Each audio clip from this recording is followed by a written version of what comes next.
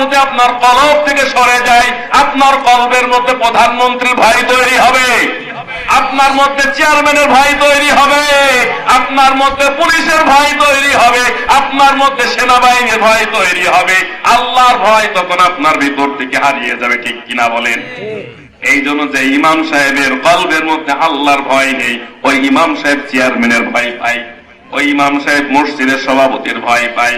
আল্লাহর কথা বলতে গেলে ভাবে এই কথাটা আমার সভাপতির মতের বাইরে যাবে কিনা।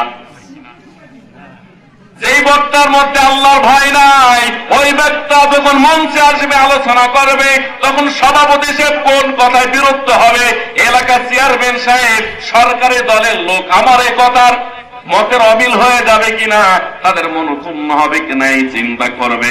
কারণ তার মধ্যে আল্লাহর ভয় নেই, তার মধ্যে কার ভয় আছে? এলাকার চেয়ারম্যান, এমপি, মন্ত্রীর ভয় আছে।